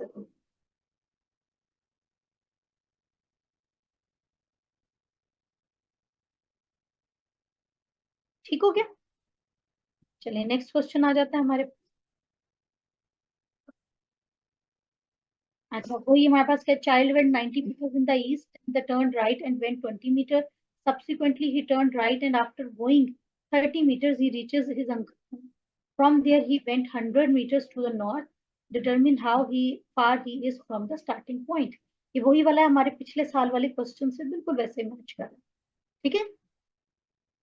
कि पहले क्या है कि वो अपने पास 60 किलोमीटर उधर गया, उसके बाद राइट मुड़ा, 80 किलोमीटर गया, सॉरी कहाँ पे चला,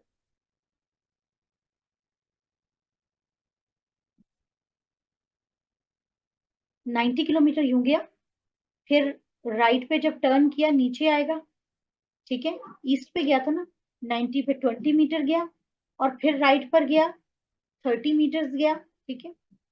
90, 20, फिर 30।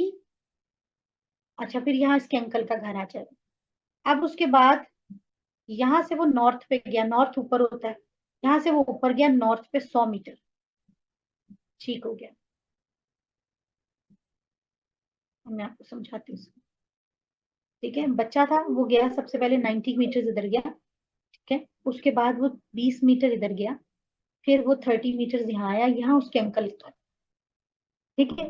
अब यहाँ अंकल के घर से वो 80 किलोमीटर ऊपर, ठीक है। अब हमें ये था कि भाई चला तो वो यहाँ से था, तो ये यहाँ से यहाँ तक अभी वो अपने स्टार्टिंग पॉइंट से वो कितना दूर है, ये हमने लेना, ठीक है। अब आप इस चीज को क्लियर रखें, वही जो हमारे पिछले क्वेश्चन में था कि ये टोटल जो है हमारे पास 90 है, लेकिन यहाँ तक क्या है हमारे पास, तो ये वाला डिस्टेंस उसको माइनस कर दो। अच्छा ये यहाँ से था 80 है, लेकिन इसमें से 20 को क्या कर दो, माइनस कर दो, ठीक है। तो हमारे पास क्या बन जाता है, 20 और 30 ये माइनस हो जाएगा इसमें से, तो ये हमारे पास क्या बच जाएगा, ये 100 मीटर जो गया था हमारे पास उधर से निकल गया, ठीक है। तो ये आपके पास क्या बन गया, 60, और ये क्या बन गया आपके पास, 20 बन गया। अब इन दोनों का स्क्वायर ले लो तो, और उसको स्क्वायर रूट कर लो, तो आपके पास एक्स की वैल्यू आ जाएगी। एक्चुअली वो अपने पास का है अपने घर से इतना दूर, ठीक है। 90 - 30 और 100 - 20 80, और इन दोनों का स्क्वायर ले लिया, और आपके पास क्या आ जाएगा, 100 मीटर। तो बच्चा इस वक्त अपने घर से कितना है, 100 मीटर दूर है। क्लियर, जल्दी से बोले।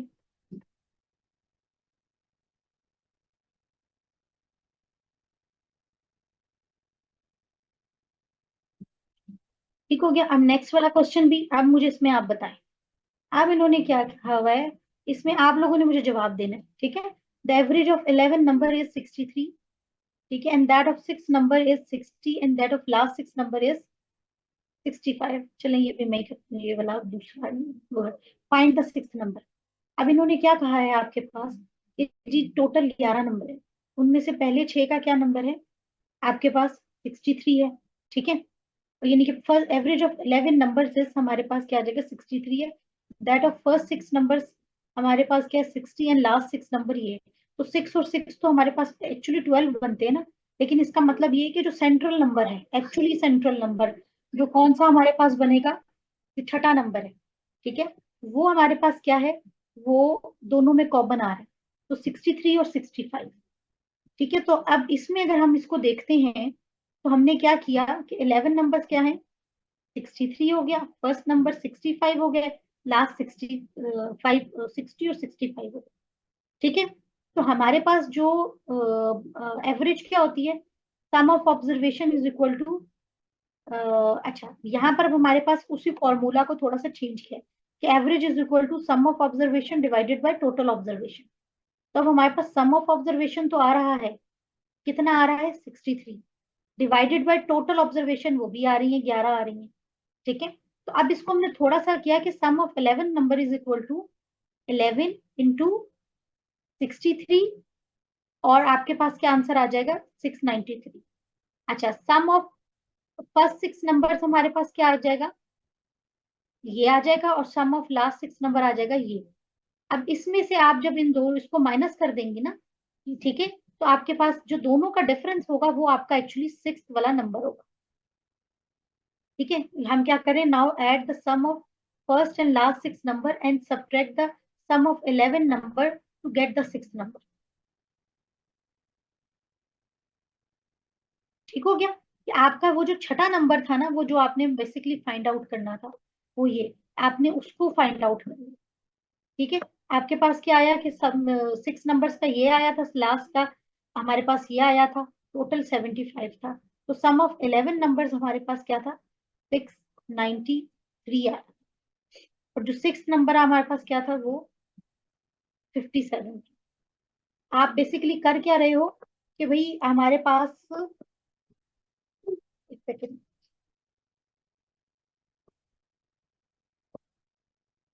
एवरेज दी हुई थी, उसमें हमें एवरेज से हमने क्या किया, उनके सम्स लिए, और सम्स में से फिर हमने उनको क्या किया, उनको माइनस कर दिया। ठीक हो गया, और इससे हमारे पास क्या हो जाएगा, 6 वाला नंबर आ जाएगा। अच्छा जी, अब ये वाला क्वेश्चन आया हमारे पास, इसका सी पार्ट, वो क्या हमारे पास, पोलिनोमियल फंक्शन का मतलब होता है कि जिसमें एक्स की पावर आ रही है, ठीक है। लेकिन इसको सॉल्व करने का बहुत आसान तरीका है, ठीक है। पहले आपने क्या करना है कि ये वैल्यू, ये जगह जो थी ना, मिसिंग थी, ठीक है, और आपको इक्वेशन दी हुई थी, उन्होंने ये कहा था कि -3 जब हमने डाला तो -28 आया। इसको आपने अगर सॉल्व करके देखेंगे तो आपको यही आंसर मिलेगा, आपको एक कॉन्फिडेंस मिल जाएगा कि भाई ये इसी तरह सॉल्व हो। अब हमने एक्स की जगह पे क्या डाला, -2 डाला, -1 डाला, 1 डाला और 2 डाला, ठीक है, और हमारे पास ये वैल्यूज आ जाएंगी जो हमने यहाँ पर पुट की हुई, ठीक हो गया। अच्छा अब इसके बाद अगर इसको देखते हैं कि जैसे 1 अगर मैं डालती हूँ तो 1 का क्यूब मेरे पास क्या आएगा, 1 ही आएगा, -3x 1 आएगा, ठीक है, 1 -3, ठीक है। तो मेरे पास क्या आ जाएगा, -2x आ जाएगा। -2x में से जब मैंने -10 निकाला, ठीक है, तो मेरे पास क्या होगा,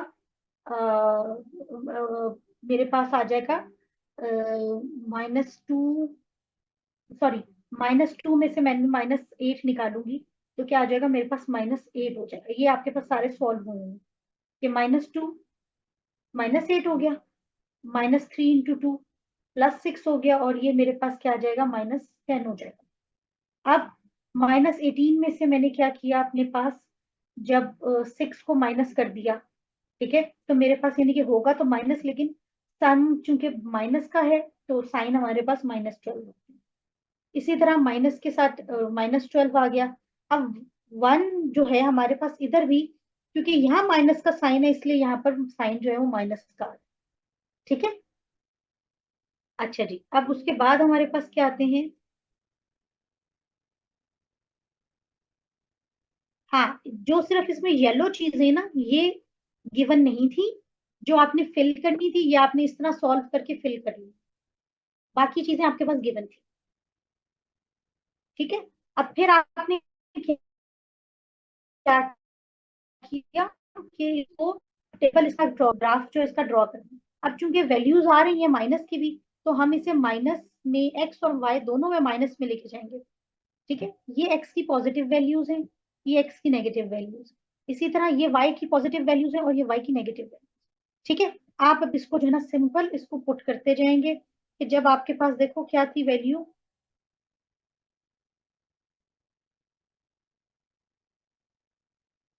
-28 तक जा रही थी, तो आपने कहाँ तक लेके जानी है? वाई की वैल्यूज को आप 30 तक ले जाओ। ठीक है। अब इसमें ये भी देखते रहो कि जैसे 28 है, 12 है, 8 है, तो आप इसको बेटर यही होगा कि इसमें आप ना यानी कि यहाँ 42 तक जा रही है, यहाँ -28 तक जा रही है, तो आप अगर 5 5 का लगा लो ना डिफरेंस, तो सारी नंबर्स कवर हो जाएंगे। इसी तरह इधर तो आपको 1 1 का ही करना है डिफरेंस। ठीक है, एक्स एक्सिस में। और यही काम इन्होंने इधर भी किया हुआ है। ठीक है, सबसे पहले तो स्केल डिसाइड करना है ना। ठीक है, तो अब एक्स में देखो ये तो 1 1 है। ठीक, 1, अब ये बेसिकली उल्टा बना हुआ है, आपने इसको पलट के समझ लीजिएगा।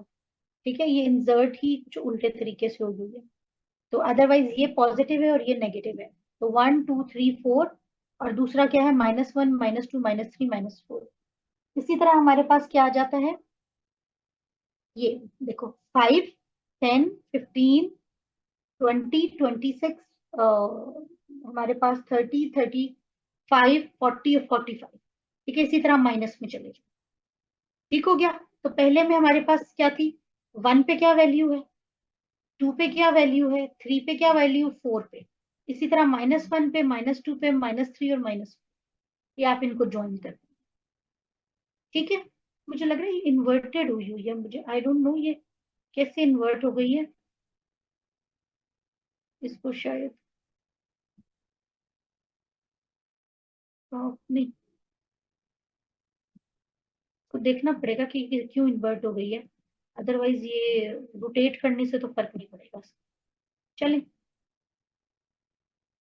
ठीक हो गया, क्लियर है ये?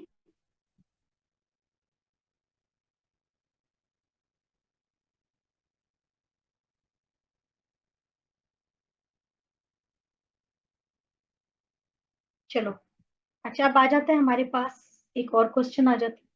ठीक है, डी पार्ट इसका, कि एक जैसे मिस्टर राहिल ने इन्वेस्ट क्या किया था, 60,000 इन्वेस्ट किए थे एक अकाउंट में, जिसका सिंपल इंटरेस्ट जो था eight the end of the 5 year, ठीक है, इन्वेस्टमेंट वो वर्थ कर रहा था 85,000। कैलकुलेट द सिंपल इंटरेस्ट पर ईयर। अब आपने ये चीज याद रखनी है कि भाई पहले साल 60 थे, ठीक है, और उसमें क्या हुआ था, और टाइम पीरियड 5 था, लेकिन जो फर्स्ट ईयर का इंटरेस्ट होगा अब कैपिटल में ऐड हो जाएगा। ये कैपिटल होता है ना, हम पहले लगाते हैं, तो कैपिटल में हो जो ऐड हुआ, तो अब कैपिटल क्या बन गया, वो 60 से बड़ा हो गया। नेक्स्ट ईयर अब तो इंटरेस्ट किस पे आएगा, वो इस बढ़ी हुई रकम पे आएगा, जो कि ज्यादा बनेगा। ठीक है, तो इस तरह आपके पास क्या है कि हमने इसको देखना होता है। अच्छा, अब हमारे पास क्या था? Simple interest unit in which required to calculate the principal amount divided by invested amount. तो टाइम पीरियड क्या था? 5 इयर्स। ठीक है, प्रिंसिपल अमाउंट या इन्वेस्टेड अमाउंट हमारे पास क्या थी? 60,000 है। पीरियड हमारे पास क्या है? 5 साल का है। और amount including interest after 5 year, sorry मैंने कंफ्यूज कर दिया, वो कंपाउंड इंटरेस्ट। उसने ये कहा है कि amount including interest after 5 years, के आफ्टर 5 ईयर जब इंटरेस्ट के बाद रकम 60 से क्या हो गई? 85 हो गई। ठीक है, तो कितनी बढ़ गई? बेसिकली 25,000 रुपए वो बढ़ी। ठीक हो गया। तो वो आपने क्या करना था कि interest is equal to amount after 5 year minus invested amount. तो 25,000 का इंटरेस्ट था।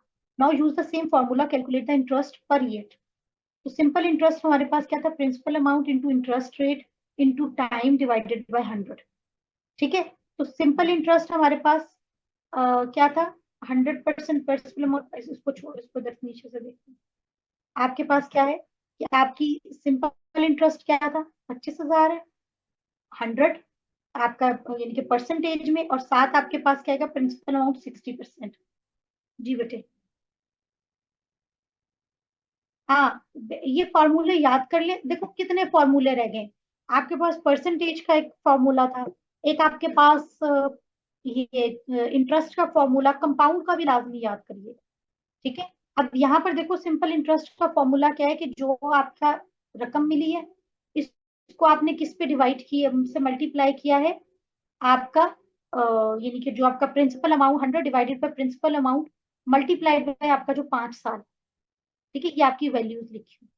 ठीक है, तो ये आपके पास आंसर क्या आया आपके पास बेसिकली, ये 8.33%।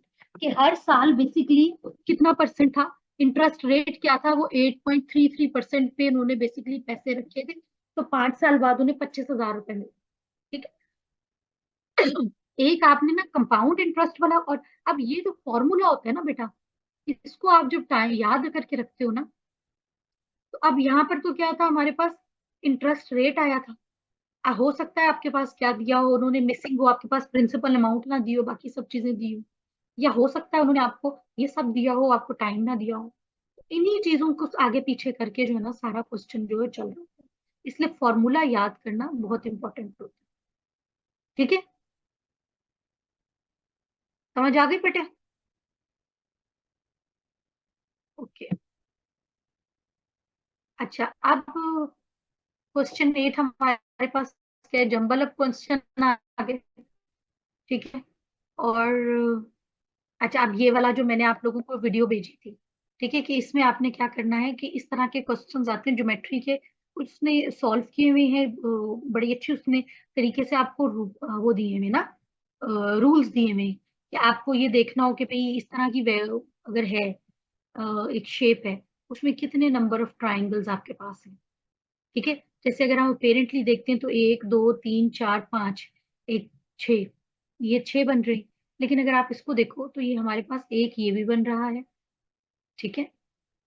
7 बन गए, फिर 8 बन गए, फिर 9 बन गए, फिर ये एक ये ट्राइंगल है और एक ये ट्राइंगल है पूरा।